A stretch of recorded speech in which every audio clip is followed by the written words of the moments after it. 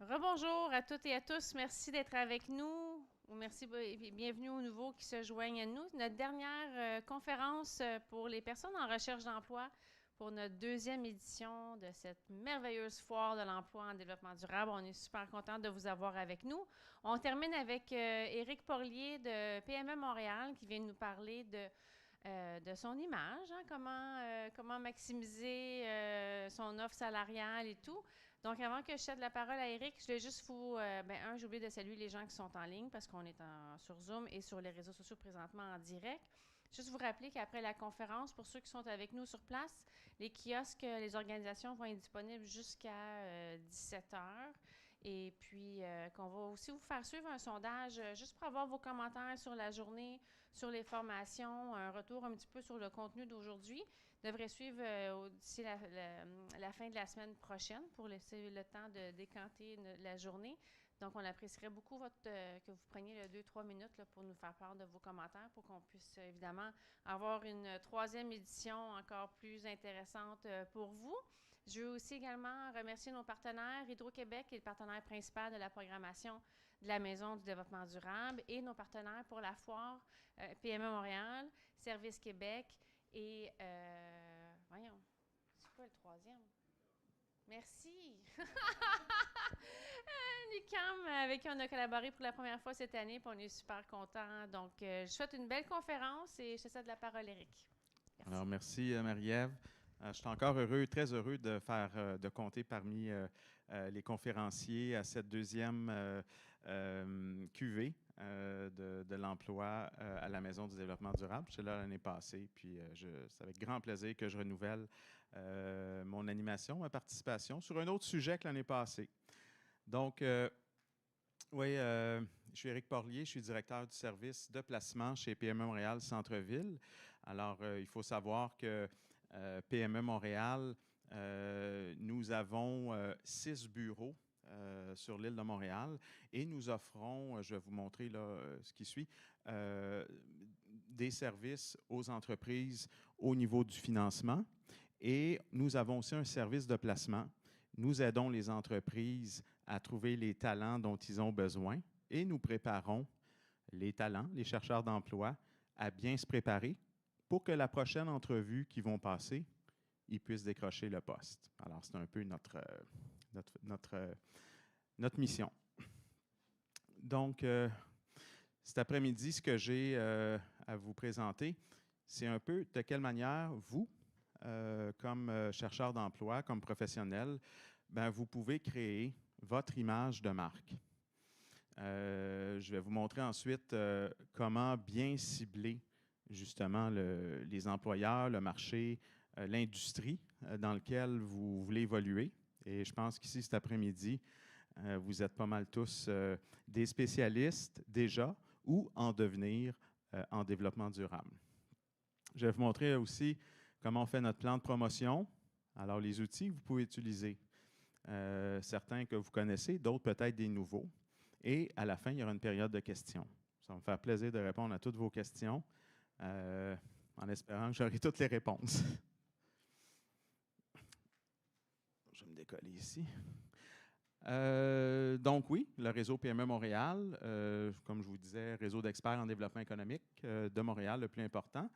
On aide les entreprises et dans le recrutement et on propose des candidats de tous les domaines. Et bien sûr, nous allons bien vous préparer aussi pour que vous puissiez décrocher l'emploi que vous souhaitez.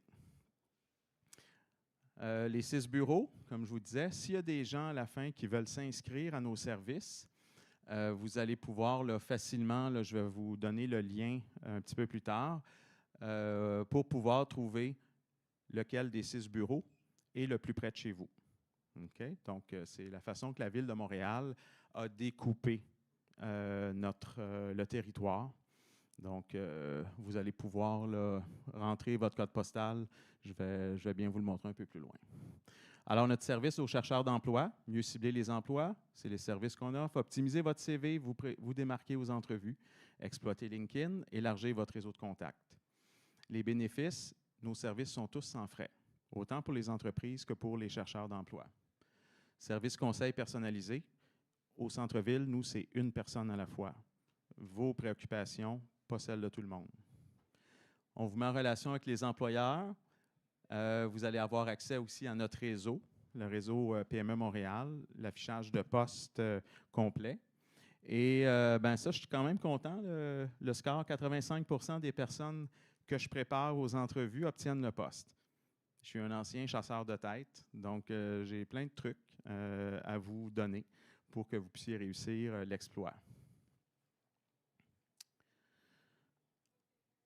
Alors, quand on parle d'image de marque, vous savez, quand vous avez besoin de faire réparer votre voiture, c'est clair, vous n'allez pas aller voir votre dentiste. Donc, son image de marque, qu'est-ce que ça veut dire? Ça veut dire que vous, comme individu, vous devez projeter auprès des employeurs une certaine uniformité de qui vous êtes et également de ce que vous recherchez pour ne pas être déçu. Et ça se fait à travers votre présentation quand vous présentez aux employeurs, vos outils pour faire la recherche d'emploi, quand vous vous présentez sur LinkedIn, dans les réseaux sociaux. Alors, c'est un peu ça cet après-midi que je voulais vous présenter pour faire de vous le candidat qui va être heureux du type d'emploi, d'employeur et d'entreprise dans lequel il va évoluer parce que ça va vous ressembler. Alors, qui vous êtes, ce que vous représentez, vos valeurs. C'est toujours important et de plus en plus maintenant dans le marché du travail, je dis maintenant, moi ça fait plus de 15 ans que je suis dans le domaine des ressources humaines et du recrutement. À l'époque, on parlait aussi, les employeurs nous disaient, écoute, on ne veut pas juste des compétences techniques, on veut avoir des gens pour lesquels on a l'impression qu'ils veulent travailler chez nous, mais moi, chez nous, leur bébé, c'est leur entreprise. Moi, quand j'étais plus jeune, j'ai été plus jeune, je mettais ces critères-là un peu comme de côté. Je me disais, hey, moi, je m'en fous, là, c'est les valeurs de l'entreprise, tout et tout. Mais maintenant, je comprends. Je comprends les entreprises, je comprends les employeurs. Quand ils veulent embaucher quelqu'un, ils veulent quelqu'un qui sait qui il est. Ils veulent embaucher quelqu'un aussi qui vont pouvoir savoir dès le départ si ça va être le bon fit, excusez-moi l'anglicisme, le bon fit avec les membres de l'équipe. Alors, vous, c'est ce que vous allez présenter, qui vous êtes dans toutes les étapes de votre recherche d'emploi. C'est ce que je vais vous montrer. Donc, c'est important, votre profil, votre parcours professionnel, le domaine, les années d'expérience, les spécialités expertises que vous avez développées, vos compétences personnelles et techniques, votre formation, tout ça, c'est du contenu qui va contribuer à bâtir votre propre image de marque. Je vais vous donner un exemple. Vous savez, tantôt, on va parler de LinkedIn, puis de quelle manière, qu'est-ce que vous devriez mettre sur LinkedIn pour que votre image de marque corresponde le mieux à ce que vous êtes. Donc, j'ai pris un exemple ici, Blanche Châteauvert. Bon, ce n'est pas un hasard, là. On est à la Maison du développement durable, fait que j'essaie d'être original sur les prénoms et les noms. Donc, quand vous vous présentez, que ce soit en personne, que ce soit par écrit, des fois, on va demander, pouvez-vous, décrivez-vous un peu qu'est-ce que vous êtes, qui vous êtes. Alors, l'image de marque, vous voyez déjà de savoir dans quoi vous avez étudié. Pour l'employeur, c'est déjà un départ important. Donc, notre Madame Châteauvert, ici, baccalauréat d'ingénieur en environnement. Elle a des compétences qu'elle a développées liées au changement climatique, en empreinte de carbone, risque climatique et stratégie carboneutre. Donc, ça, c'est ce qu'on peut dire. Ça aligne un peu vers quel type ou quel genre d'industrie ou de secteur d'activité dans lesquels elle opère. Elle a une expérience en préparation de rapport annuel RSE-SG. Donc, qu'est-ce qu'on pourrait lui demander de faire dans un emploi? De laisser quelques brides d'informations, déjà qui vont l'amener à intéresser l'employeur. Les forces, les qualités. Leadership rigoureuse, organisée, habile pour établir des relations solides avec les parties prenantes et bilingue. Ces informations-là, ben, vous allez me dire, Éric, on met ça dans le CV aussi, oui. Ce qui est important, souvent, les forces, les qualités qu'on va se donner, ben, ça peut être, c'est pas toujours des collègues ou notre patron qui nous disent « Hey, félicitations, tu es bon pour faire des présentations ». Souvent, on ne va pas trop se poser la question. Ça va être « Ah, mes chums disent que je suis un gars bien sociable ». Mais est-ce que les qualités que tu vas mettre dans ton CV, est-ce que ça serait le fun? Ça sera celle qui soit aussi exigée pour le type d'emploi que tu veux occuper. Donc, c'est des exemples que je vous dis. Fait que vous allez voir un peu plus loin. Ça va être important d'avoir bien déterminé ces forces-là. On ne fait pas du copiage de qualité qu'on prend dans les offres d'emploi, mais on peut s'inspirer fortement de ce que les employeurs recherchent comme qualité. On se pose la question, est-ce que j'endosse cette force-là? Oui. Wow! On est dans le développement durable. Leadership, rigueur, organisation, habileté relationnelle, c'est très souvent ce qu'on cherche dans des postes reliés au développement durable, à l'environnement. Les valeurs, bien aussi, vous avez tous un petit quelque chose vous voulez tous le bien communautaire, vous voulez que les choses changent pour le positif. Alors ça se traduit aussi dans certaines valeurs. L'innovation. Donc, pensez-y quand vous vous présentez, quel genre de valeurs aussi vous êtes. Puis c'est probablement ça qui a fait que vous avez choisi de travailler ou d'aller étudier dans le domaine. OK. Allons-y maintenant au niveau un petit peu plus outils. La marque personnelle, on va regarder un peu, ici j'ai un exemple, c'est une participante que j'ai accompagnée d'ailleurs. Et vous voyez, elle avait bien compris l'idée de l'image de marque. Donc, on voit par exemple, déjà dans son profil LinkedIn, elle a choisi des couleurs, elle avait choisi aussi un fond dans son profil qui pouvait laisser, qui figurait déjà qu'elle était dans un domaine vert. Hein? Au niveau de son CV, la façon qu'elle a conçu qu'on l'a aidé à faire son CV, ben, c'est des couleurs, le vert ressort. Ça a l'air un peu ridicule là, quand on se parle de ça aujourd'hui. On dit, ben voyons donc, Éric, c'est des détails. Mais les employeurs, il y en a qui ont le souci du détail, puis ça fait partie, en fait, de ce que vous dégagez, de ce que vous voulez démontrer. C'est en lien avec le type de domaine dans lequel vous êtes. Donc, posez-vous toujours la question. Ça serait déjà ces questions d'image-là sont importantes. Le courriel, signature courriel. Oui, un courriel, on peut le choisir, hein? Mais il y en a certains, moi, quand j'ai des participants qui viennent, je leur dis ton adresse courriel, monminou@gmail.com, ça serait peut-être mieux, là. Tu sais, des fois, il n'y a rien. Vous pourriez mettre votre nom, puis un comptable pourrait mettre CPA. Ça sonne un petit peu mieux qu'une adresse courriel.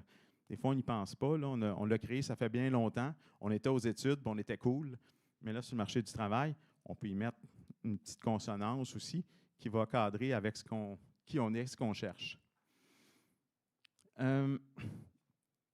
Également, ici, tout ce qui est... il y en a qui ont des habiletés à se faire sa propre page web. On comprend que vous êtes dans le développement durable, bien, profitez-en pour aller mettre du contenu, du visuel qui va vous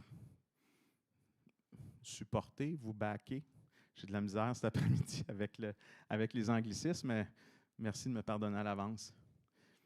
Blog, portfolio, carte d'affaires.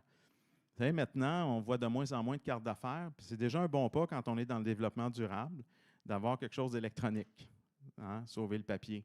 Il y a des applications, même que vous pouvez utiliser. J'en ai une là, qui s'appelle Props, P-R-O-P-P-S. Fait que ça, déjà, quand vous faites du réseautage, bien, vous arrivez, puis vous avez votre photo est là, puis directement, cling, c'est un code QR, vous allez directement dans les informations de votre contact.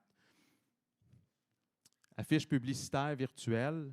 Alors, ça, c'est peut-être des techniques que vous allez dire, hey, qu'est-ce que c'est ces choses-là? Ben, je pourrais envoyer la présentation, puis quand vous cliquez sur les liens, vous allez avoir des exemples là, justement de ce que je parle. Je ne veux pas les ouvrir ici parce que des fois, technologiquement parlant, après ça, de revenir dans la présentation, c'est tout un fun. Fait que je vais vous épargner ce plaisir-là. Donc, si on résume ici en bas, les outils, votre CV, le visuel que vous mettez sur votre CV, les couleurs, logo, site web. Donc, tout ça va vous permettre déjà de vous d'établir votre image.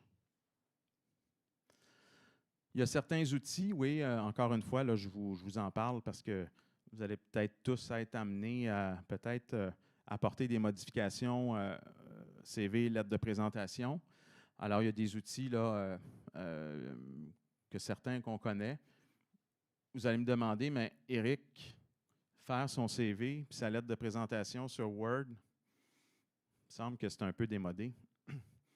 J'aime bien mieux utiliser Canva, par exemple, Résumé et compagnie.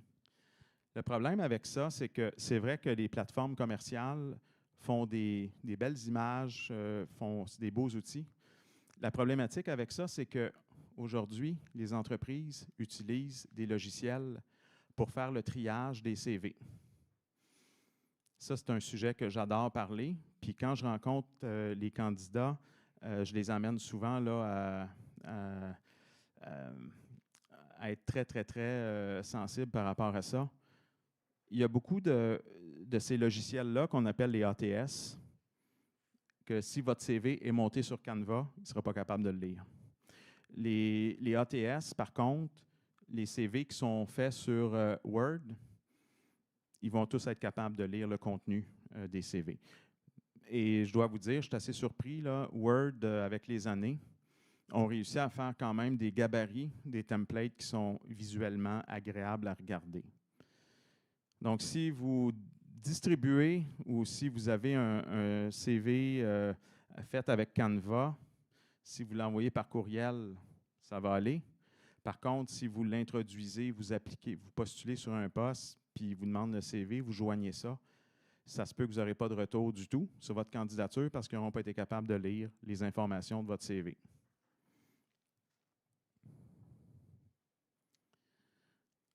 Identification du marché cible. Alors, là, encore une fois, là, je vous ramène un petit peu à... Je sais que des fois, la façon qu'on cherche un emploi, on va se limiter à des babillards électroniques. Moi, quand je rencontre les candidats puis je leur demande où est-ce que vous trouvez vos emplois, ben c'est très, très souvent, c'est LinkedIn, Indeed. Il y a quelques sites spécialisés dans vos domaines que je peux, quand on se rencontre, vous donner. En développement durable, en environnement, il y a des sites spécialisés que vous allez trouver des emplois là que vous ne verrez pas ailleurs. Mais également, il y a, par rapport là, au type d'entreprise que vous cherchez, soit par rapport à leur taille, les valeurs de l'entreprise, ça c'est important quand vous voulez cibler les entreprises, les emplois. Mais il y a beaucoup de groupes, il y a des groupes d'appartenance, il y a des grappes sectorielles et des comités sectoriels, des associations. Donc, moi, je sais très bien que quand on fait de la recherche d'emploi puis qu'on regarde tous les jours les sites comme Indeed, bien, on a l'impression qu'une journée après l'autre, c'est toujours les mêmes emplois qui sont là. Alors, moi, je vous initie aux emplois, aux opportunités qui sont cachées. Et là, vous allez trouver plein de postes que vous ne verrez pas ailleurs. Pourquoi? Parce que quand vous voyez des postes sur Indeed et LinkedIn, les entreprises qui les affichent, qui les publient, ils doivent défrayer un coût. Donc, c'est peut-être pour ça aussi que vous avez l'impression, quand vous regardez un poste en développement durable sur Indeed, sur Montréal, puis même si vous mettez 200 km de rayon, ben, c'est pas normal qu'il y ait juste 10 postes pratiquement dans ce rayon-là. Fait qu'il faut aller sur les opportunités d'emploi cachées. 20 à 30 des postes disponibles sont affichés. Le reste des emplois sont cachés.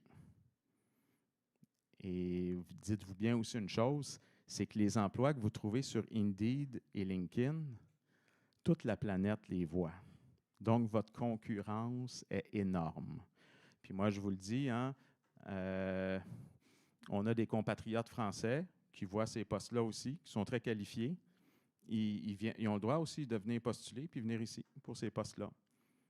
Bon, je parle de nos compatriotes français, tout le monde autour du monde, là, c'est parce que j'en côtoie beaucoup. Donc, c'est juste pour vous dire, ça vaut la peine d'aller là où les gens en général ne vont pas pour trouver vos entreprises de rêve et avoir plus le choix d'aller vers des employeurs qui vous ressemblent. Parce que quand vous faites de la recherche sur les sites visibles, ben, c'est un peu comme quand vous allez au restaurant. Quand, à un moment donné, bon, on dit « OK, je vais aller au resto », tu vas regarder le menu. « Ah, je n'ai pas envie de manger ça aujourd'hui. » Bien, c'est ça qu'il y a aujourd'hui. Le marché caché, vous choisissez la saveur que vous voulez. Vous n'êtes pas contraint de prendre ce qu'il y a au menu. Et comment on les trouve? C'est en allant, puis là, je ne peux pas vous les montrer, là. C'est justement en allant sur les grappes sectorielles, les comités sectoriels, les associations. Un exemple, il y a un comité sectoriel sur l'environnement. Quand vous allez là, vous allez voir plein d'entreprises, des opportunités d'emploi propres à votre domaine. Donc, ça vous évite d'aller chercher trop large puis de rien trouver. C'est important aussi de se poser la question, puis ça, c'est une question qui, habituellement, les gens ne sont pas capables de me donner une réponse. Pourtant, ce n'est pas compliqué. Quand je les rencontre, je leur demande quel type d'entreprise vous souhaiteriez travailler. Une petite, une grande, moyenne, une OBNL, une entreprise syndiquée. Mais quand vous venez, les gens viennent me dire bah, « moi, ça ne me dérange pas ».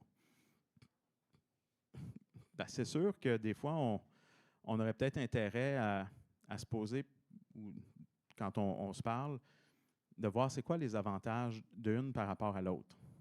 Puis votre personnalité, vous qui vous êtes comme personne, quand on n'a jamais travaillé dans une entreprise de taille différente, peut-être qu'on a l'impression que l'idéal, c'est toujours travailler dans des grandes entreprises qui offrent des bons bénéfices, tout et tout. Moi, j'ai fait les deux. J'ai travaillé dans le milieu bancaire, alors que là, c'était très grand, mais on te donne ta chose à faire. Tu vas faire ça pendant X nombre d'années, puis tu ne vas pas toucher à d'autres choses. Les entreprises plus petites, ben, c'est celles, souvent, si vous avez un esprit un petit peu plus polyvalent, vous allez avoir bien plus de plaisir à le faire. Puis aujourd'hui, les entreprises, on est tanné de l'entendre parler de la pénurie, mais la pénurie de main-d'œuvre fait en sorte que même les plus petites doivent vraiment, pour être concurrentielles, être très originales, pour aller trouver des bénéfices qui autrement, ils n'avaient pas besoin d'y penser.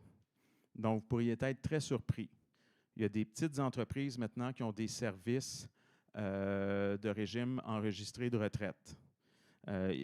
Avant, c'était comme, ben, je ne veux pas aller là, je n'aurai pas rien pour ma retraite.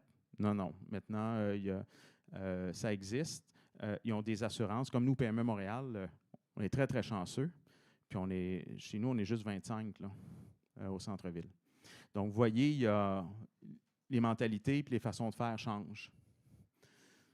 Les secteurs d'activité aussi, quand on parle de secteur d'activité, ben là aussi,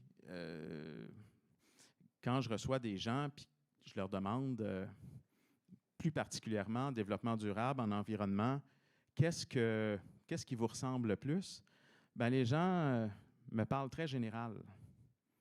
Donc, c'est important soit de vous faire aider par un spécialiste en ressources humaines qui s'y connaît, de peut-être là, vous arriver à comprendre de où trouver certaines entreprises dans certains secteurs d'activité que vous ne connaissiez pas. Et dans tout ça, vous allez dire, ouais, mais l'image de marque par rapport à ça, l'employeur qui vous reçoit, puis quand vous avez préparé, vous êtes préparé pour les rencontrer, bien, tout ce qui se rattache à cette industrie, ce secteur d'activité-là, ça va transparaître que vous le connaissez. Et vous, par rapport à un autre candidat, bien souvent, ça peut jouer là. Combien de fois ça vous est arrivé? On vous a dit, écoutez, malheureusement, on n'a pas retenu votre candidature. On a pris quelqu'un qui avait un petit peu plus d'expérience dans le secteur X. Là, tu es là, hey, pourtant, je le connaissais, le secteur, mais je connaissais peut-être un peu moins que d'autres personnes qui ont pris la peine d'explorer un peu plus. Bon, je vous en ai parlé tantôt, la taille de l'entreprise. Là, il y a un choix pour tout. Les petites entreprises, c'est des entreprises là, de 1. On aurait dû mettre 1 plutôt que 0, parce que quand c'est 0, ça va mal. De 1 à 99 employés. Et comme je vous disais, plus de 80 %, je pense que c'est 85 % des entreprises, ce sont des PME au Québec. Fait que des fois, quand on pense juste aux grandes, là, imaginez que vous passez à côté de combien d'opportunités.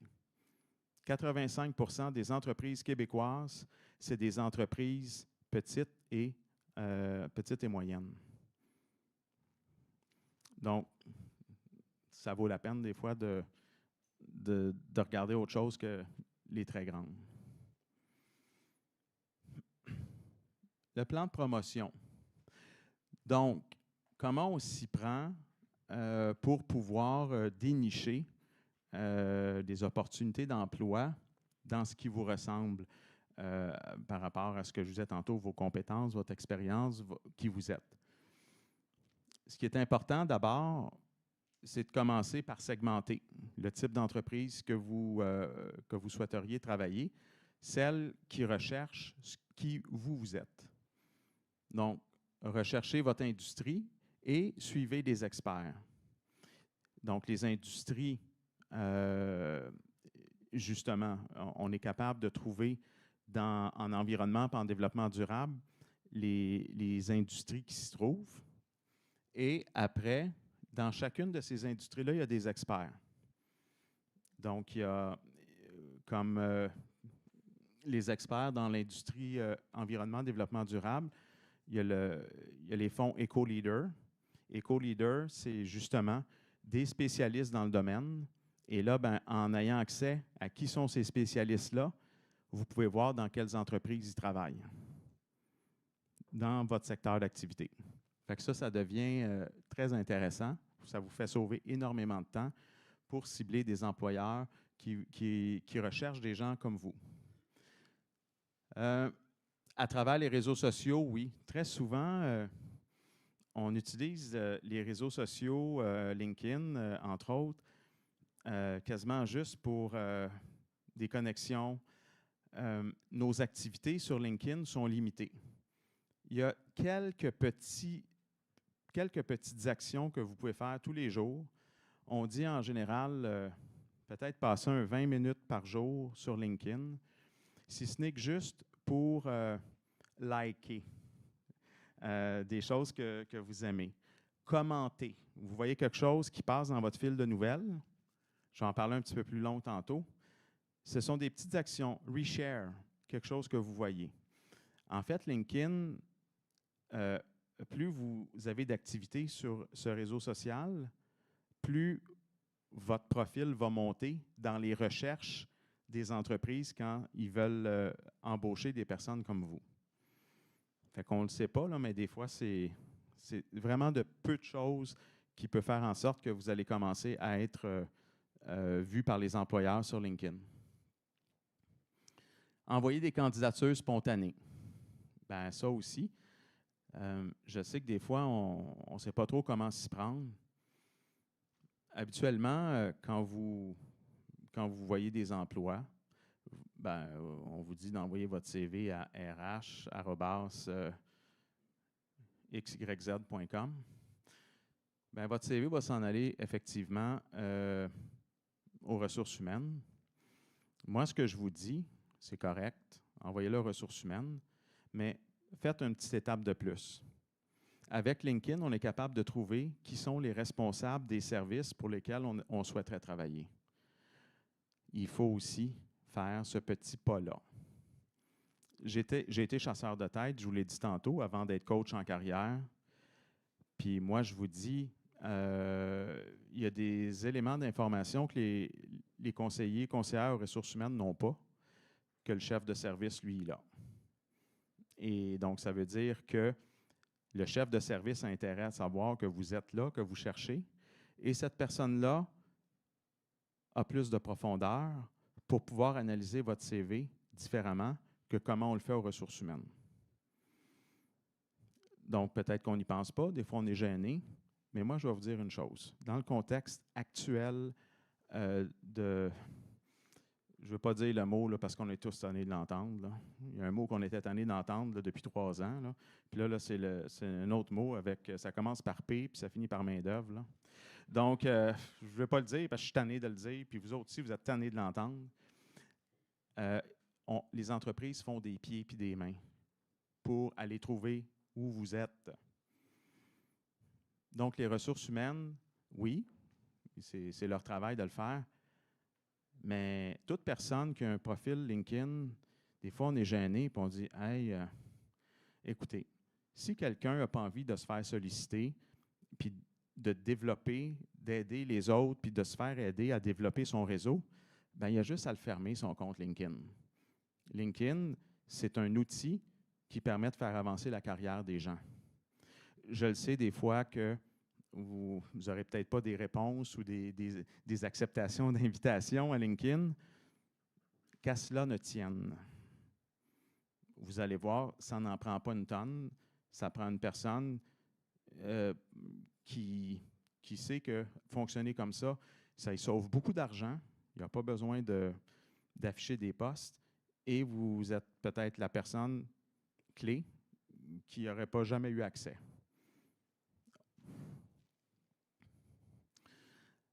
Adopter le réseautage numérique Meetup. Est-ce qu'il y en a qui connaissent Meetup ici? OK. Meetup, c'est formidable. C'est un réseau de comment je pourrais vous dire, de groupes. Et il y en a à Montréal, il y en a partout. Et Meetup, en fait, le but, c'est des personnes qui ont un intérêt commun pour pouvoir organiser des activités.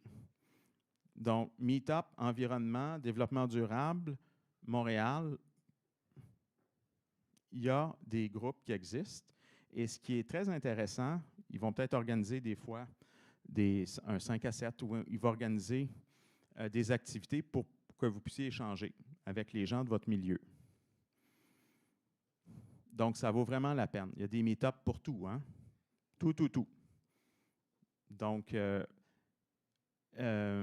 l'appartenance à un groupe, quand on veut développer sa carrière, c'est extrêmement important. Vous savez, aujourd'hui, vous êtes venu ici. Vous allez peut-être dire, hey, moi, quand, tu sais, j'ai-tu envie d'y aller? J'ai-tu envie d'aller là, moi, là, rencontrer du monde que je ne connais pas? Ça va être encore la même chose, comme un 5 à 7. Là. Le monde, ça va être debout, un côté de l'autre, ça va se parler. Puis là, moi, je vais me promener comme ça, à côté du buffet, parce que je sais, là, je ne peux pas arriver entre 2 personnes, puis commencer. Mais regardez, s'il y a une chose, peut-être, dans l'heure que vous allez être venu ici, il y a peut-être juste une chose qui va vous être servie, mais vous ne savez pas à quel point ça va vous aider à débloquer d'autres choses après, un petit peu, que ce soit votre carrière, que ce soit des gens qui vous ont enfin donné des vraies réponses sur comment on fait quand on finit ses études. Ça serait quoi les gestes, les actions que vous devriez faire pour intégrer le milieu, l'industrie du développement durable. C'est une occasion rêvée de faire ça, de vous présenter. Tantôt, vous allez voir, là, Eventbrite, il est ici. Eventbrite, c'est justement des événements qui sont organisés. Eventbrite Environnement, si vous allez là-dessus, vous allez avoir plein d'événements qui sont organisés. Très souvent, ça ne coûte rien. Puis, vous allez être en contact avec du monde qui ont les mêmes intérêts que vous. Vous allez devenir de moins en moins gêné. Parce qu'en fait, on se rend compte, dans le fond, hein, on se rend vite compte qu'il y a beaucoup de gens qui y vont pour une raison. Puis au début, on n'a pas tous envie d'y aller. Mais finalement, je vous le répète, vous allez peut-être rencontrer une personne, mais et que ça va vous aider d'avoir échangé avec cette personne-là. Puis ça, après ça, ça va vous dire, OK, hey, finalement, hein, la prochaine fois, je vais avoir moins de résistance pour y aller. Solliciter des rencontres d'information. Je vais vous montrer tantôt, j'ai écrit comment vous pourriez le faire. Mon petit timer est rendu où? Oh, c'est pas pire. Ça me prend un timer parce que moi, je peux parler toute la nuit. Donc, solliciter des rencontres d'information. Hein, c'est quoi, ça, une rencontre d'information? Écoutez, des rencontres d'information, c'est justement de demander à une personne qui est dans son domaine, juste un 20 minutes. On le contacte par LinkedIn et lui demander d'abord d'avoir une première connexion avec lui et de voir s'il y aurait possibilité d'avoir un petit moment pour vous souhaiteriez développer votre carrière, vous aimeriez en savoir un petit peu plus dans tel ou tel domaine. Alors, à ce moment-là, c'est la manière tout indiquée de pouvoir poser vos questions à des gens qui sont en poste, qui travaillent et encore là, qui pourraient vraiment vous aider à faire du chemin un petit peu plus loin après. Moi, je l'ai utilisé. J'ai changé de carrière une fois ou deux dans ma vie et je vous dirais que la réponse a été très favorable. Il faut juste savoir comment on fait cette demande-là, puis ça va être écrit tantôt. Comment vous pouvez demander une rencontre d'info. C'est hyper... ça peut être hyper payant. Offrez vos services aux startups du secteur cible. Je sais quand on finit des études ou qu'on a moins d'expérience, je vous le dis encore, là, vous allez tous regarder les grands de ce monde, là, les PricewaterhouseCoopers, Deloitte. Je ne veux pas être plate, là, mais ces grandes entreprises-là, là, oui, ils ont peut-être des programmes pour des stages et ces choses-là, je comprends. Mais ils sont tellement sollicités par du monde là, qui ont beaucoup d'expérience, ont des formations élevées. Fait que c'est sûr qu'à un moment donné, c'est sûr que tout le monde pense à ces entreprises-là, ou beaucoup de personnes y pensent. Mais il y a plein de...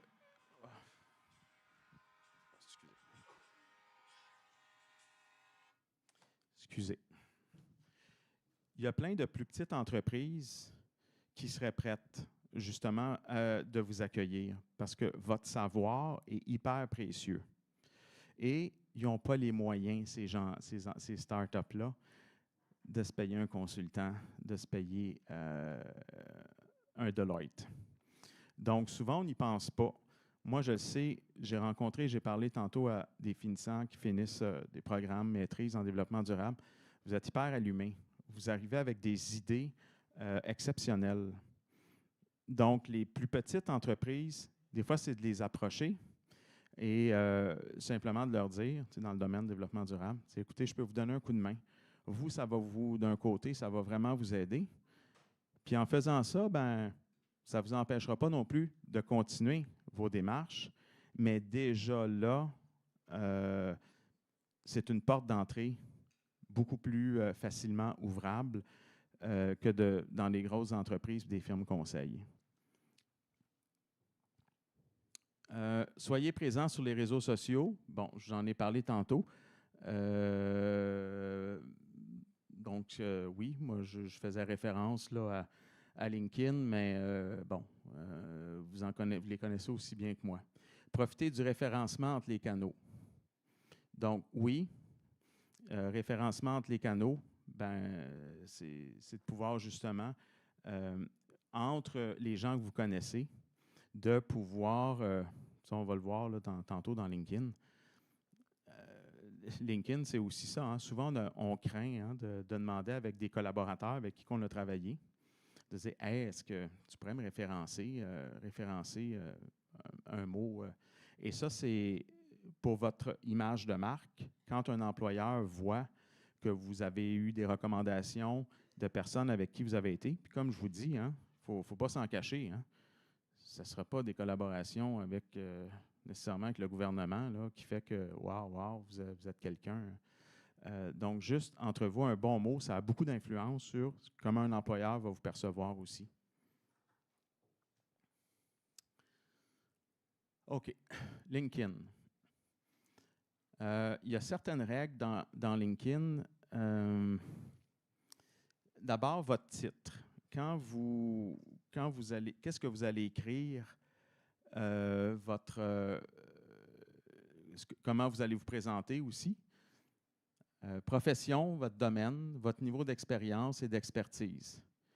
Donc, vous allez voir tantôt, la prochaine diapo, là, comment est-ce que vous pourriez mettre déjà dans le titre de votre profil, de quelle manière ça pourra se traduire pour votre image. Des fois, je vois dans les profils en recherche d'emploi. Enlevez ça. Parce que normalement, c'est ça que dans votre titre, là, à la recherche d'un emploi, les recruteurs, les entreprises, quand ils cherchent un chargé de projet en développement durable, ben lui, quand il va taper dans la case de recherche, il ne va pas taper à la recherche d'emploi. Donc, pensez-y. De toute façon, avec LinkedIn, maintenant, là, il y a comme, vous pouvez sélectionner comme quoi à la recherche de nouveaux défis, mais n'allez pas l'écrire dans le titre, dans votre titre LinkedIn. En termes d'expérience, ben écoutez, il y a la section expérience, débutant, spécialiste, professionnel, expert. Ben ça, déjà là, si vous êtes finissant, ben le mot junior, ça peut bien se prêter. Spécialiste, ça aussi. Un spécialiste ou un expert, c'est différent.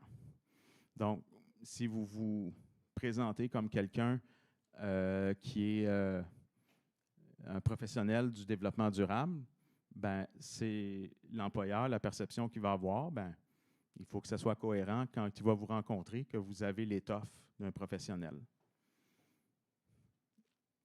Les tâches.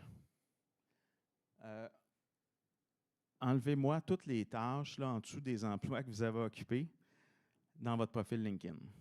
Pourquoi? Le profil LinkedIn, en fait, devrait être là juste pour vous permettre de vous faire trouver par des employeurs. Mais si vous mettez déjà tous les détails de ce que vous pouvez offrir, vous allez peut-être manquer un employeur qui aurait pu dire « Hey, son profil m'intrigue. Il faudrait que j'en sache un petit peu plus. » Alors, si vous vous écrivez toutes les tâches, peut-être que lui va se dire « Ah non, ce n'est pas ce candidat finalement que je veux. » Mais si vous écrivez titre d'emploi, l'entreprise où vous avez travaillé, l'année, et enlevez les mois aussi, ça ne donne rien de laisser les mois, parce que la beauté des années, c'est qu'à un moment donné, ça pourrait peut-être paraître comme quoi vous avez travaillé peut-être 1 an et demi, 2 ans, plutôt que de seulement 3 mois, parce que vous avez commencé en décembre, puis vous avez fini en février. Mais vous allez me dire, ouais, OK, Eric, c'est bien beau, là, mais si j'enlève les tâches, là, ça va avoir l'air de quoi, mon profil LinkedIn? Les gens oublient la première section du profil qui est hyper importante, qui s'appelle « Info ». C'est dans « Info » que vous devez mettre un peu plus de contenu, contenu qui pourrait être capté par les entreprises. Donc ça, c'est bon. Alors, si on revient, le titre de l'emploi. Alors, si vous cherchez, le titre que vous mettez là c'est celui que vous cherchez finalement. Donc, vous cherchez un poste de chargé de projet, RSE. S'il y a une désignation que vous possédez, mettez-la. Comme ici, il y a la désignation Environment Professional, Lead et compagnie. Et ici, c'est de l'information en dessous hyper importante que souvent on oublie de mettre. Quelques mots-clés qui représentent en fait ce que vous êtes, ce que vous avez à offrir. Et ces mots-clés-là, en fait, c'est les mots par lesquels les employeurs qui font la recherche d'employés pourraient utiliser. Fait que ce n'est pas un hasard de mettre ça, là. Mettez-vous, vous pourriez même faire le test vous-même. Jouez l'employeur et quand vous allez dans la case de recherche de LinkedIn, entrez les mots-clés pour lesquels vous souhaiteriez chercher quelqu'un comme vous. Alors, LinkedIn, c'est vraiment un jeu de mots-clés.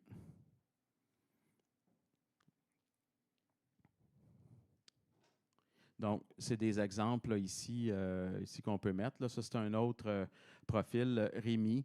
Bon, lui, il n'est pas dans le développement durable, mais regardez, il s'est permis de mettre plein de mots-clés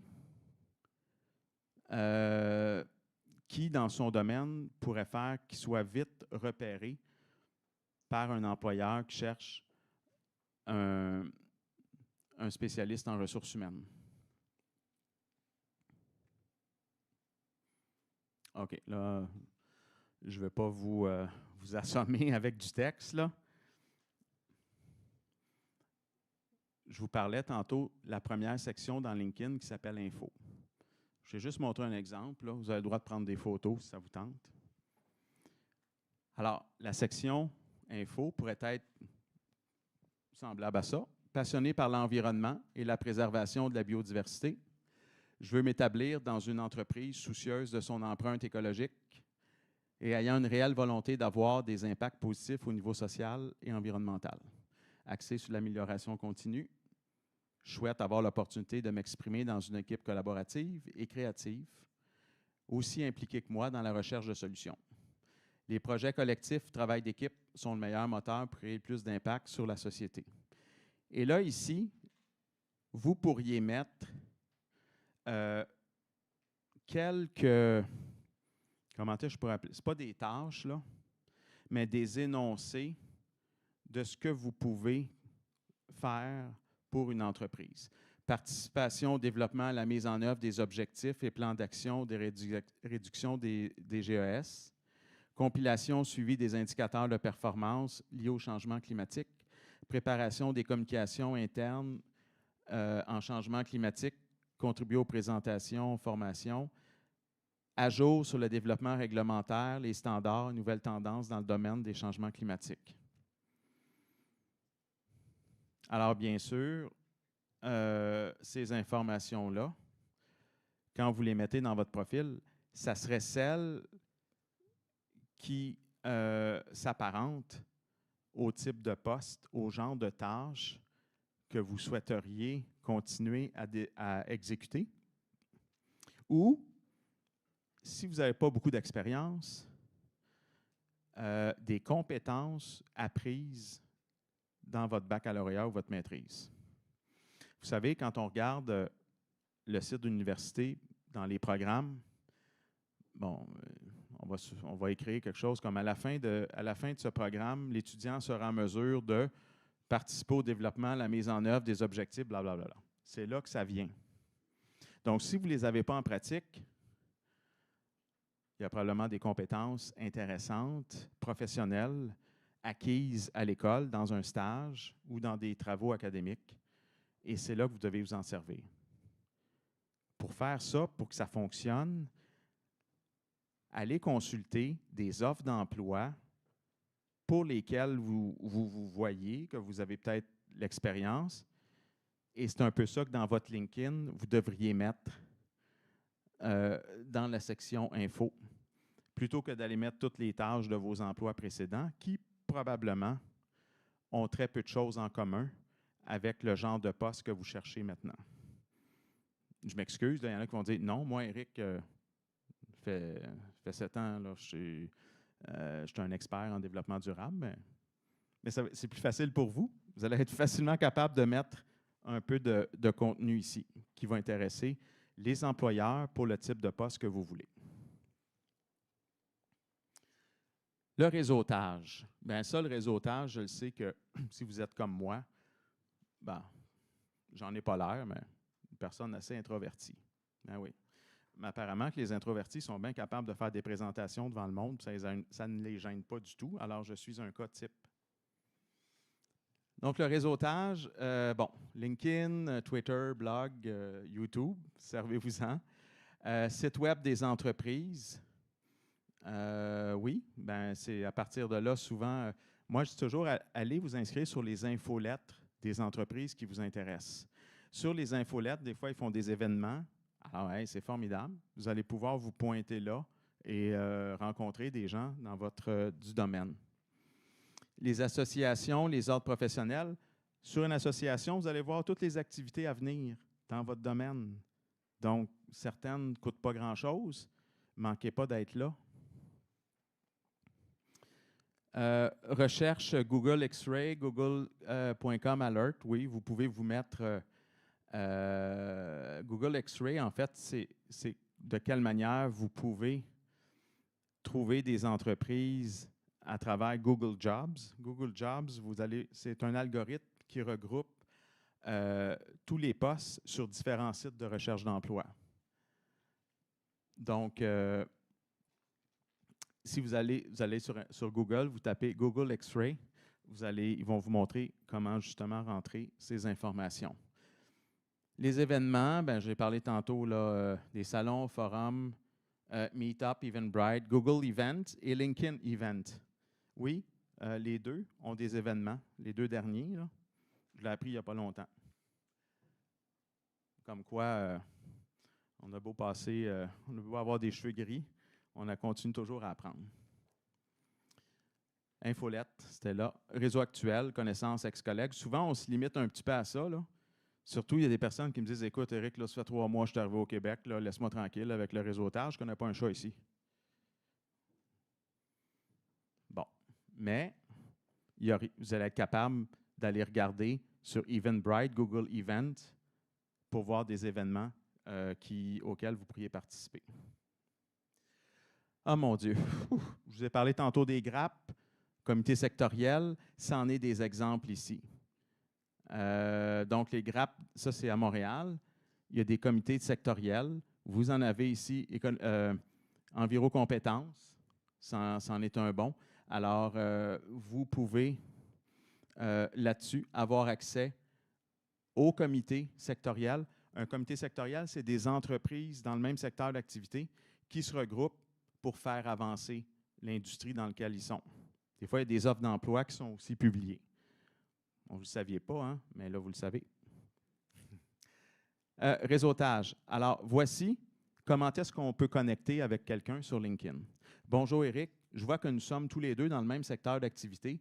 Je serais ravi d'échanger sur nos expériences, discuter des défis et des meilleures pratiques en matière de développement durable et de changement climatique. J'aimerais beaucoup rejoindre votre réseau. Bonjour Marc, nous sommes croisés lors de l'événement à la Maison du développement durable cet automne. J'ai pensé vous inviter pour demeurer en contact, au plaisir de vous connaître davantage. Alors, c'est tu sais, plutôt que, vous savez, dans LinkedIn, là, quand vous trouvez quelqu'un, d'habitude, ce qu'on fait, on est pressé, on clique sur « Connecter ». Là, ça va être juste la fameuse connexion « Bonjour, je vais vous connecter ». Bon, c'est beau, là. Personnalisez ça un petit peu. Tu sais, la première est super bonne, hein? Et que je suis fier de moi. Donc, je partage mes connaissances. On passe à l'autre. C'était des petits exemples. OK. Les rencontres d'information dans votre domaine, j'en ai parlé tantôt. Je vous donne un exemple. Bonjour, Madame X. Oui, Madame X. Madame. Je ne sais pas, mais on garde la politesse. Merci d'avoir accepté, de m'avoir accepté dans votre réseau. Là, ce qui suit, c'est super important. Je rencontre en ce moment des professionnels. Eh mon Dieu, j'ai jamais essayé de parler aussi vite, je pense. Des professionnels dans notre domaine pour connaître les besoins du marché et les exigences dans le domaine ainsi qu'élargir mon réseau de contacts. Je me permets de vous contacter car vous me semblez avoir une expertise appréciable dans le domaine. Je m'excuse, là, je m'aperçois que j'écris souvent domaine. Écoutez, il était tard hier soir quand j'ai écrit ça, mais c'est ça. Je pense que vous allez être capable de... Et vos conseils me seraient très utiles. J'aimerais donc solliciter 20 minutes de votre temps pour échanger avec vous au moment qui vous convient le mieux. Merci. Est-ce que tout le monde va dire « Hey, oui, ah oui, tout de suite, puis hey, je t'offre même le café? » Peut-être pas. Mais il s'agit juste que vous en ayez 2, 3 qui vont vraiment vous donner comment ça se passe dans la vraie vie. Et à partir de ça, vous allez capitaliser sur le vocabulaire, sur les choses très concrètes qu'il vous dit, pour quand vous allez aller à vos entrevues après, vous allez utiliser plus du technique. J'achève. Mon timer me le dit aussi. Réseautage. Avant, on le fait quand? Avant, pendant ou après un événement.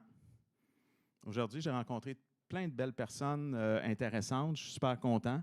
Après l'événement, ben, à un moment donné, j'avais des choses à faire, mais là, je vais en profiter tantôt. Je vais tout de suite, pendant que on dit le pain est chaud, ou c'est-tu le pain qui est chaud ou c'est le fer? OK. Mais des petits pains chauds. Quelle heure pourtant? 5 heures. Je dois commencer à avoir faim, c'est pour ça. 24 heures en ligne et après 17 heures en personne. Soyez reconnaissants. Hein? Recommandez. Il faut envoyer une petite e-card qui peut faire très gentil, courtois. On est enfin arrivé. Hey, je vous ai emmené dans ce grand bateau-là. Hein, le bateau, bon, c'est pas le bateau mouche, là, mais des questions. Oui. Ah, il va juste prendre le micro. Non, attends. Ouais, Marie-Ève s'en vient.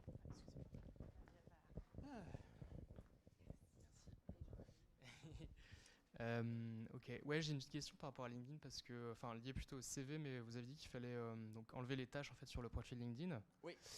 Et Oui. dans l'exemple du CV de la personne que vous avez accompagnée, j'ai vu qu'il y avait beaucoup de détails justement des tâches. Est-ce que c'est la même règle sur le CV? Est-ce qu'on doit du coup garder quelque chose d'assez... Et que j'aime votre question. En fait, sur le CV, pour vous permettre de battre les ATS, Applicant Tracking System, les logiciels des ressources humaines, le plus possible, je vous dirais, ça serait d'aller emprunter les tâches de l'offre d'emploi, puis d'aller les glisser dans votre CV. Mais quand je dis emprunter, on s'entend qu'on ne fait pas du copier-coller si on n'est pas capable de prouver qu'on peut exécuter ces tâches-là. On s'entend, là? Bon. Le profil LinkedIn, on ne peut pas faire ça tout le temps. Hein? On ne peut pas, là, OK, là, je viens de postuler cette offre-là. Mon profil LinkedIn, il faut que j'aille changer ça. Non, non. C'est pour ça que je vous disais, le profil LinkedIn, les tâches, vous devez être frugal. Donc, pas en mettre, parce que le CV, vous pouvez le faire, mais LinkedIn, non. Fait que les tâches dans un CV, ça vaut pas. Il y a toujours une règle qu'on dit, là, maximum 2 pages. Puis même, là, les recruteurs sont rendus une page, un CV. Fait que je vous dirais que ce que vous allez mettre, les tâches, là, disons que le dernier emploi que vous avez occupé, c'est celui qui s'apparente le plus à celui que vous postulez aujourd'hui. Celui-là, allez bien le garnir en vous inspirant de l'offre d'emploi. J'espère que ce n'est pas enregistré, ça, là. Non, je fais des... Ah, OK. Bon, je faisais presque des blagues. Donc, c'est ça. Les emplois que vous avez occupés dans le passé, qui n'ont pas grand-chose à voir avec ce que vous faites, vous voulez faire maintenant, bien là, les tâches, là, vous mettez peut-être juste une ligne. Parce que pendant l'entrevue ou avant d'être que vous souhaitez qu'on vous appelle là, en entrevue, mettez le spotlight sur le contenu qu'on va probablement être intéressé à vous entendre en entrevue. C'est pour ça que le reste, on ne veut pas distraire l'employeur sur des éléments qui ne sont pas importants pour l'offre d'emploi. As-tu bien répondu? OK. Merci. Du coup, 2 pages, c'est recommandé par rapport à une page parce que Ben, c'est qu'à un moment donné, il y a comme ça. Des fois, ça va forcer, on n'a pas le choix.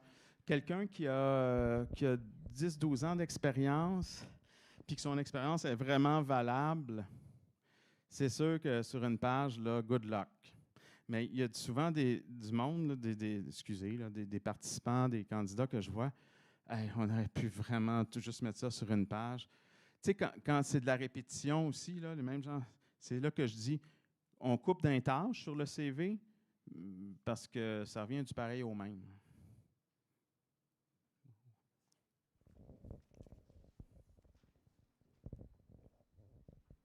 J'ai 2 questions. Oui. Vous pensez quoi des lettres de présentation et des CV par champ de compétences? Ah, OK. Ah, mon Dieu. Hey, c'est que j'aime ça. Vous l'avez jusqu'à quelle heure, là, minuit? OK. Lettre de présentation, il y a seulement 20 des employeurs qui la lisent. Cependant, ça dépend du domaine dans lequel vous êtes. Donc, les comptables, les ingénieurs, les informaticiens, ils n'ont rien à cirer des lettres de présentation. Ce qu'eux veulent voir, c'est vos compétences techniques. Les postes qui vont être un petit peu plus social, humain, là, ils souhaiteraient quasiment qu'à part votre lettre de présentation, vous arriviez à l'entrevue avec le tatou, le logo de l'organisme, tu sais, comme MDD, pour montrer que vous êtes complètement absorbé par leur mission.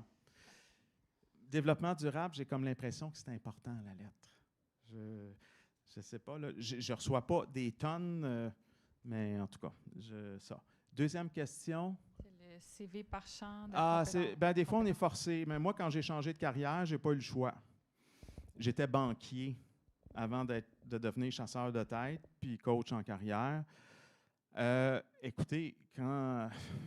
Bon, j'ai eu des postes, j'étais pas mal dans les hauteurs là, quand j'étais banquier, là, quand j'ai quitté.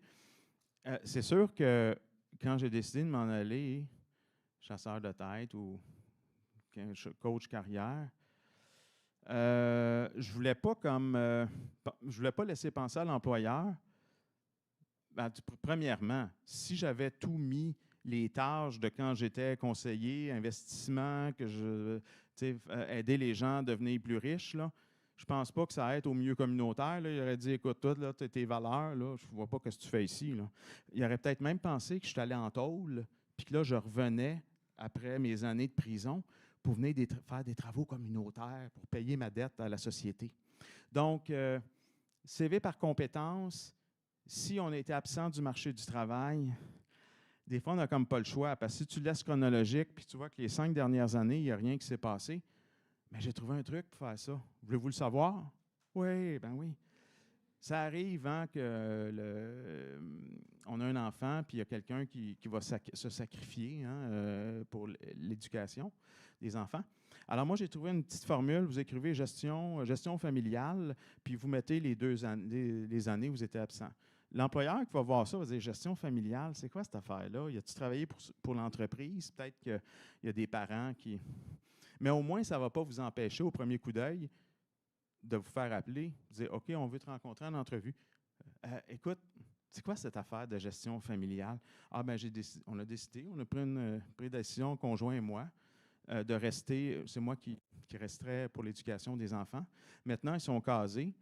J'ai tout mon temps pour retourner au travail. Puis là, en vous parlant, il va voir que vous avez vraiment quelque chose dans la tête, puis que vous avez quelque chose à offrir. Fait que c'est pas le privilégié, les employeurs ne l'aiment pas, mais des fois, on est forcé de l'utiliser. Moi, j'utilise en dernier recours. Mais je l'ai utilisé pour moi-même, puis ça a marché. Ils n'ont vu que du feu. Oui, une autre? Ah.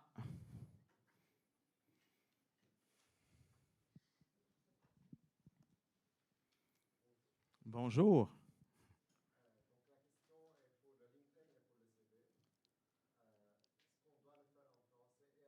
Ah. OK. Très bonne question. En fait, LinkedIn, pour ceux qui ne savent pas, disons que ce qui arrive, c'est votre CV, si vous le faites en français et vous créez une autre version en anglais, il ne va pas se traduire tout seul. Hein. Des fois, des gens me posent la question, « Hey, je l'ai fait en français. Si après, je mets ajouter une langue puis je mets anglais, il va-tu le traduire? » Non. Fait que vous allez devoir le traduire en anglais. Ce qui se passe, c'est que si un employeur de Toronto, unilingue anglophone, va consulter votre profil, lui, comme il est anglophone, si vous n'avez pas mis votre profil aussi en anglais, il ne sera peut-être pas capable de lire votre français. C'est là que des fois, c'est vous poser la question. Mon profil LinkedIn, est-ce qu'il va servir à l'extérieur du Québec, pour lesquels il y en a un petit peu qui parlent français ici? Là?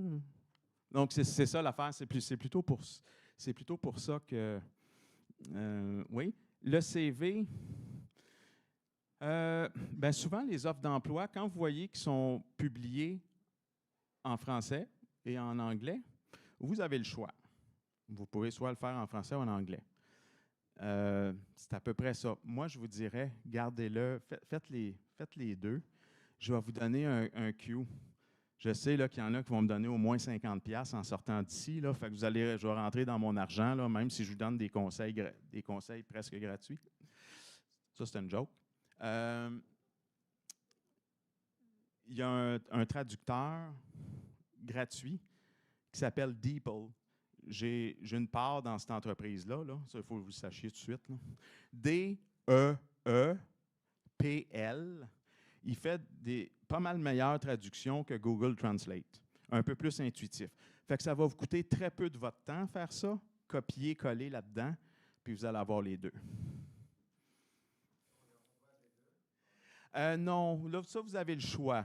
Vous avez envoyé un ou l'autre. C'est juste que si un employeur il semble vous dire, vous l'envoyez en anglais, puis il dit, vous n'avez-vous un français ou l'inverse, vous l'avez tout de suite pour l'envoyer. Mais envoyez pas comme ça la première fois les deux, ça vient juste alourdir un petit peu le truc. Donc, vous avez le choix quand c'est dans les deux langues. C'est sûr que si vous voyez que l'entreprise a son siège à Toronto et un bureau à Montréal, puis que l'offre d'emploi est bilingue, français-anglais, envoyez l'anglais. Parce que ça se peut que ça soit shippé après à Toronto, puis que là, eux autres, ben, ça ne leur tentera pas de venir prendre un cours de français pour lire votre CV. Oui? Alors, oui.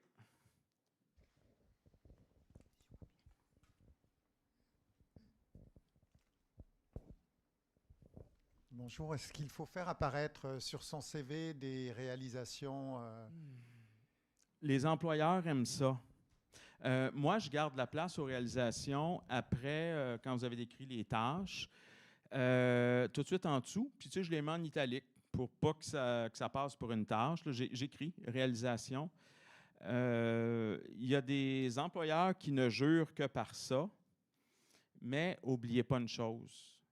Le ATS, lui, ne fait pas de différence entre les tâches et les réalisations. Ça veut dire qu'à prime abord, vous savez que votre CV, c'est le contenu en termes de tâches qui va être capté par le ATS. Donc, c'est ça. Surtout, il y a des domaines comme le domaine des ventes, tout ça. Les employeurs, là, ils jurent que par ça, là, des dépassements d'objectifs puis ces choses-là. Mais aussi dans le développement durable, je trouve ça pertinent parce que souvent, les initiatives, les projets sur lesquels vous avez travaillé, il y a quand même des objectifs de réduction, plus de réduction que d'augmentation. Et donc, ça serait très bon. Ça serait bien perçu. Puis même, allez dans Google. Hey, Google, là, je l'aime quasiment autant que ma femme. Google, je fais plein de choses avec lui. Par exemple, je l'interroge sur plein de trucs. Puis moi, j'écrirais ça, top best accomplishments in sustainable development. Tu vas trouver plein d'exemples, des belles réalisations que tu vas pas copier, hein, emprunter. On emprunte. Moi, là, je ne vous ai rien dit après-midi de copier des affaires. Non, on emprunte. On emprunte. Des idées, je vais chercher comme ça partout pour vous inspirer. Puis là, vous dites, OK, dans l'entreprise où je vais travailler, je pourrais-tu adapter ça pour... bon, ce ne sera pas le même pourcentage, ça sera peut-être... Mais c'est un genre de projet semblable. mettez-le comme réalisation, ça va super bien sortir. Oui. Oui, tout à fait. Tout à fait. C'est pour ça qu'il n'y a rien de mieux de vous inspirer dans les offres d'emploi pour bonifier le contenu de votre CV. Parce que souvent, le CV, quand vous le faites, comment on fait un CV? C'est pas compliqué. On prend la dernière offre d'emploi pour le poste qu'on a occupé. Aujourd'hui, donc, je travaille chez PME Montréal. Je l'ai, mon offre d'emploi, quand j'ai été embauché, je l'ai gardée. Moi, je garde tout. Vous devriez voir ma boîte de courriel. Donc, tout. Fait que je l'avais. Fait que quand j'ai mis à jour mon CV, j'aurais pu prendre le contenu de PME Montréal, tout écrire les belles tâches qu'il y a. Mais ça ne veut pas dire que mon prochain employeur, lui, ce que j'ai fait, c'est important pour lui. C'est pour ça que c'est bien plus important d'aller voir les offres d'emploi pour lesquelles on veut travailler. Et là, on essaie d'ajuster notre CV en fonction de ça. S'il y a une chose qu'il fallait vous retenir aujourd'hui, c'était la couleur de mon veston. Non, ça aussi, c'est un autre joke, mais je voulais juste voir si vous ne dormiez pas, là. Ça, c'est ce que je viens de vous dire là, c'est super important. C'est la chose que vous devez garder aujourd'hui. Si vous voyez que mon veston me faisait bien, vous pouvez me le dire, ça va me faire plaisir. Oui. J'aurais une petite question. Oui. Vous avez parlé de la section info sur LinkedIn, qui est super importante. Oui. Il fut une époque où on mettait ça sur notre CV aussi. Maintenant qu'elle est comme disponible en ligne, c'est-tu encore pertinent? Quelle bonne question. Écoutez, je pense que maintenant, puis je le fais encore, mais je suis en train de commencer à penser, ça me prend plus de temps, là, j'ai plus 20 ans. Maintenant, je mets toujours le profil. Puis dans le profil, par contre, on ne met pas n'importe quoi. La première ligne, ça devrait être un peu parler de votre expérience chiffrée, si vous en avez un bon.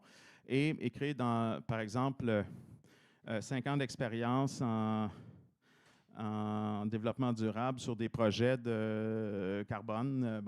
Fait que ça déjà, puis vous pouvez mettre carbone en gras si vous savez que c'est ça que vous allez faire pour le poste. Après, compétences démontrées en. Vous allez mettre des tâches que vous savez que dans l'offre d'emploi, ce sont des piliers sur lesquels reposent les compétences principales. Mais au bout de la ligne, non, c'est ça. Fait que la section info dont tu me parlais, que vous me parliez, c'est sûr que des fois, on reprend un petit peu ça. Tu sais, la première ligne, c'était solide expérience dans le domaine du développement durable. Puis après, compétences démontrées. Puis en dessous, vous saviez, on avait implantation de bon blabla. Fait que c'est pas si grave. Ils vont, tu sais, maintenant en recrutement, on a tellement de travail qu'on n'a même pas à tête là, à regarder. Là, OK, il a écrit ça dans son CV. Est-ce que ça va être dans le profil LinkedIn? Avant la pandémie, on avait le temps de niaiser puis faire ça. Maintenant, là, on est 2 pour faire la job de 3, ceux qui ont des emplois. Fait que je vous dirais qu'il faut être... et, chose importante que je voulais dire, le recruteur, ce qu'il fait quand il analyse votre CV, là, il n'ira probablement pas lire la section profil du début, les 4 lignes. Tout de suite, il s'en va dans le CV. S'il cherche un responsable RSE, il va aller regarder, ses yeux veulent spotter que tu as déjà eu ce poste-là avant. Il va regarder ensuite l'entreprise. Oh, c'est le fun, il est dans le même secteur d'activité. Ça, c'est un gros plus. Puis après, il va regarder les années, si vous n'êtes pas trop sauterelle à passer d'un poste à l'autre à toutes les années. Fait que c'est un peu ça. Mais là, encore là, le profil, c'est encore pour notre robot. Il y a peut-être des éléments que je veux mettre encore plus de l'avant. Fait qu'il va paraître là, dans le profil des mots-clés. C'est ça.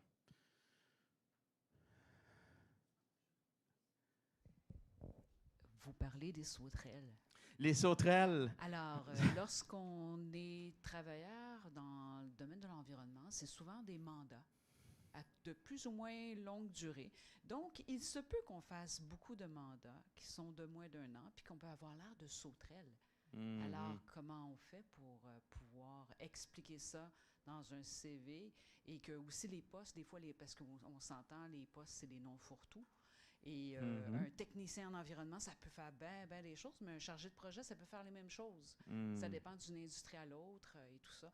Donc, comment on peut exprimer ça sans faire peur à l'entrepreneur? Oui. Bon, la première question par rapport à des courts mandats, je le verrais même un petit peu des fois comme quand quelqu'un a commencé à travailler dans une entreprise, puis après, il y a des promotions, puis doucement... fait que moi, ce que je pourrais faire, ce qui peut être fait, c'est la chose suivante. Disons que vous avez commencé à faire des mandats depuis 2000, à titre de, je ne sais pas moi, professionnel en développement durable. Bon, moi, je mettrais 2000 à aujourd'hui.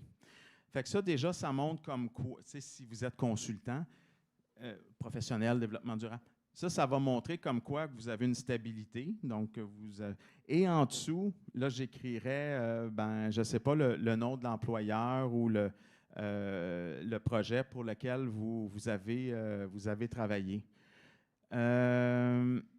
Quelquefois, si c'est... Donc, en gros, ce qu'on va voir, c'est professionnel développement durable 2020 à aujourd'hui. Ah, OK, il y a une stabilité, ça fait 3 ans. Puis là, pour le reste, on vous questionnera pendant l'entrevue. Vous avez peut-être marqué travailleur autonome ou professionnel, je ne sais pas moi, changement climatique. Et là, en dessous, vous allez juste mettre pour qui vous avez fait les mandats. Pas nécessairement obligé de mettre les années, mais lui, la ATS, ce qu'il va faire, c'est qu'il va voir depuis 2020 que vous êtes en emploi. 3 ans, c'est de la stabilité. Ouais. Vous pouvez m'appeler. Sinon, vous pouvez m'appeler ou m'écrire. Hein? Ceux qui veulent s'inscrire aussi, vous avez juste à aller... je pense que c'est... Mais là, vous ne le verrez pas. Là. Je ne peux pas rentrer dedans. Vous pourrez m'écrire. Ceux qui sont intéressés à s'inscrire, regarde, j'ai mon courriel ici. Je vais vous référer si vous voulez avoir plus d'informations. porlier@pmemtl.com. Oui, il y avait des questions là-bas. Ah oui.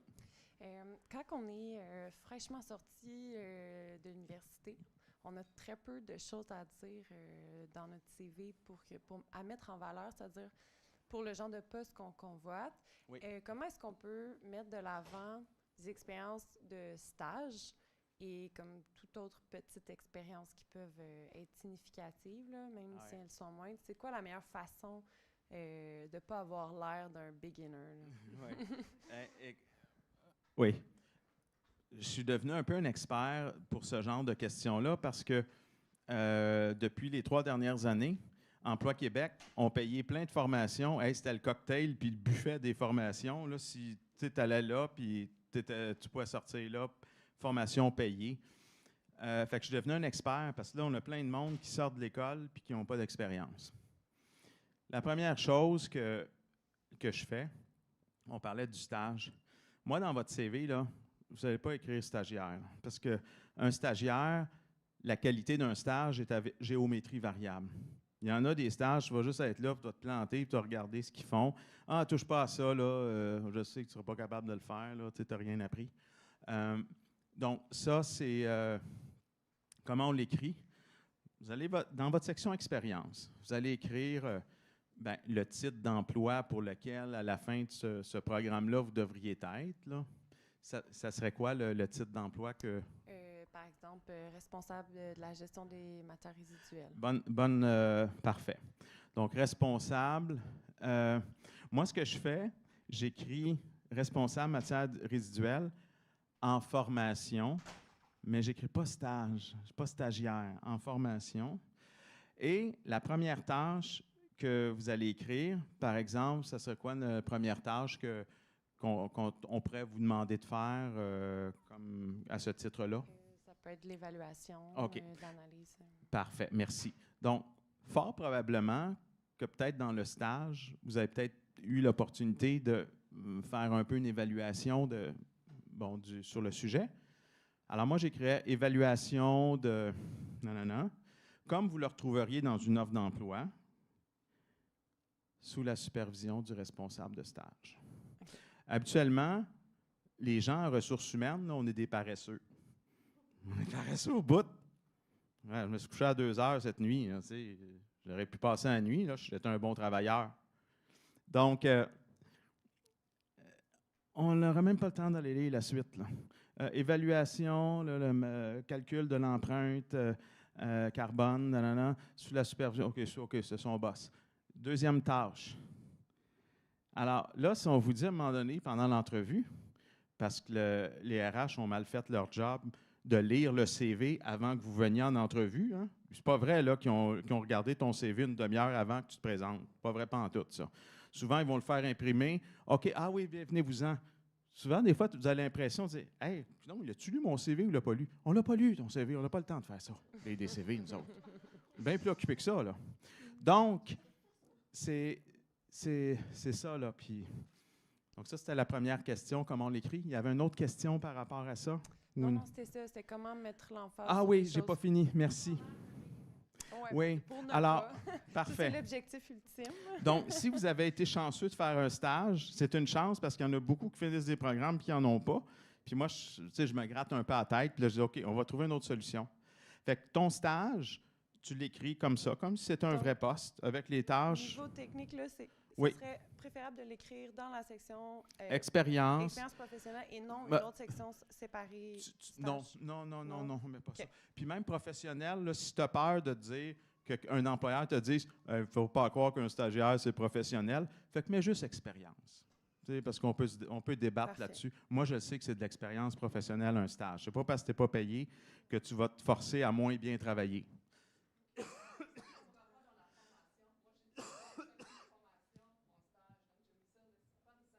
Non, même pas. Non, moi, je le change. Je le mets dans l'expérience. C'est une expérience. On dit pas expérience de stage? Oui. On ne met pas ça avec la formation. Là, si tu n'as pas fait de stage, là, tu es vraiment mal pris. Non, ce n'est pas vrai. Ce que vous allez faire, c'est la chose suivante. Vous allez vous créer une section avant la section expérience qui va s'appeler compétences en évaluation du carbone ou plus large, en évaluation de développement durable. Bon, compétences en développement durable. Vous soyez peut-être plus créatif.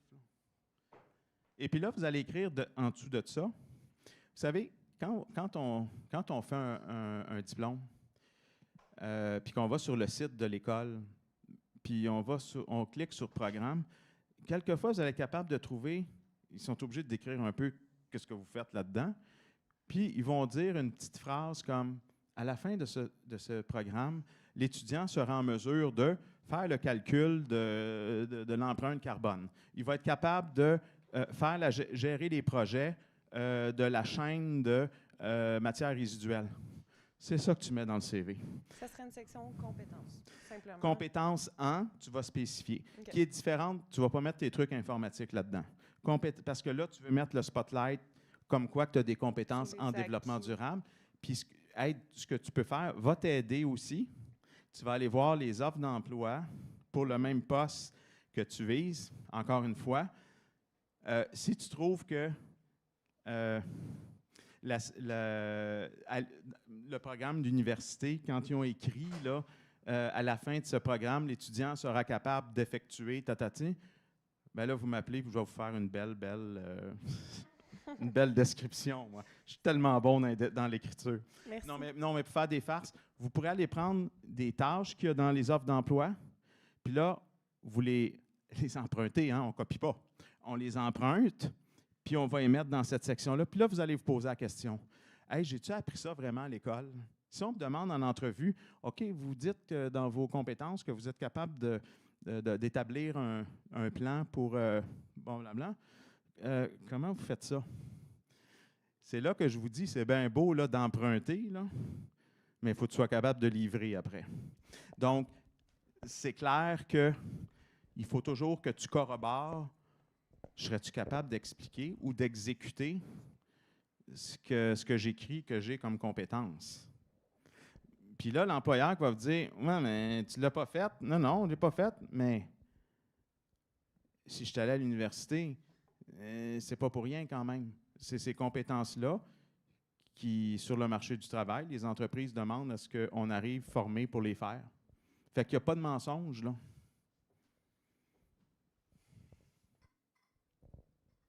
Oui, bien là, c'est vraiment La une dernière. minute. Non, mais on a une minute. Ah, OK. Une minute. Fait qu'une question en C'était 4 là l'année secondes. passée, je vous reconnais. Oui, une minute, après ça, il faut qu'on Lorsque les CV sont faits pour l'ATS, les logiciels, Oui. je suis toujours curieuse parce qu'il y a des personnes qui aiment bien, bon, peut-être moins dans les domaines plus scientifiques, mais faire le CV, par exemple, sur des plateformes comme Canva, Illustrator, Oui. et d'autres sont faits juste sur Word, mis en PDF, etc. Comment les logiciels arrivent à... Parce que des fois, rien que copier, on colle, ça donne n'importe quoi. Comment ils arrivent à savoir c'est quoi la période quand c'est un logiciel qui regarde? Effectivement. Mais même, je dirais, ça a beaucoup évolué. Hein? C'est sûr que je ne suis pas à jour là, sur les dernières nouveautés d'ATS, mais moi, j'ai rencontré des entreprises qui étaient pas mal avancées. Ils utilisaient l'intelligence artificielle pour être capables de créer là, le plus possible de faire les comparaisons. Mécaniquement, je ne pourrais pas vous l'expliquer. Nous, on en a un chez PME Montréal. Chaque participant qui s'inscrive avec nous, on vous demande votre CV, puis on le fait passer dans notre ATS, puis il nous donne le pourcentage. Le pourcentage de comment je pourrais vous dire, de force correspondant qui soit le plus complet possible. Fait que, votre CV. Il va par rapport aux offres d'emploi que vous chercheriez dans votre domaine. Donc, c'est quand?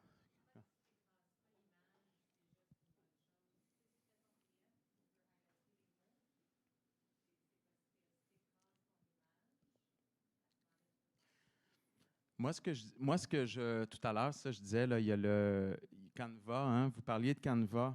Moi, il y a des gens qui m'ont dit qu'il y a certains ATS qui ne sont pas capables d'aller chercher les mots-clés sur des logiciels commerciaux. C'est pour ça que moi, je vous disais, c'est mieux d'utiliser des templates de Word qui sont plus ce qui était là, dans la version 1978. Ils sont vraiment beaux. Et ceux-là, c'est sûr qu'ils vont être capables d'être lus par les ATS. Oui, ça va. Ça, il n'y a plus de problème. Ils savent bien lire par-dessus les PDF. Vous savez, même les applications comme Evernote, ils sont capables même là, d'aller chercher du... C'est fou là, ce que la technologie où c'est rendu. Là. Ils vont chercher là, dans vos documents, capter les informations. Non, c'est fort. Merci. On doit s'arrêter maintenant, mais ça ne veut pas dire que la conversation ne peut pas se poursuivre une fois qu'on aura fermé la caméra. Mais merci, Éric. Je pense que c'était intéressant. Puis je suis certaine qu'il y a d'autres questions, donc je vous invite à rester. De toute façon, il reste encore 30-45 minutes à la foire avec les kiosques à l'extérieur. Merci PME Montréal, merci à l'UQAM, merci Service Québec et merci à notre grand partenaire principal de notre programmation, Hydro-Québec, pour notre... je pense qu'on peut dire que c'est un succès. Deuxième édition de la Foire de l'emploi en développement durable. J'ai dit plus tôt, mais au cas où vous ne l'aviez pas entendu, on va faire suivre un sondage pour connaître vos commentaires, puis aussi savoir si vous avez eu la chance d'échanger avec les gens sur le contenu que vous avez entendu aujourd'hui. On appelle ça notre sondage de mesure d'impact. Et puis, je veux juste remercier mes collègues que j'ai fait rusher toute la journée. Albert, à la technique. C'est une journée demandante pour l'équipe de la Maison du développement durable. Ma collègue Bianca, même Jean-Philippe, notre directeur général aussi, Aman, Joël aussi, qui déplaçait des plantes tantôt. Bref, je veux juste remercier toute notre équipe pour leur soutien et vous d'avoir été présents et présentes aujourd'hui avec nous aujourd'hui. Donc, à la prochaine. Suivez-nous, plein d'événements. C'est pas toujours des foires qu'on fait, plein de conférences, plein de formations, ateliers. Donc, la mdd.org pour avoir toutes les informations. Bonne fin de journée à tous et à toutes. Merci beaucoup.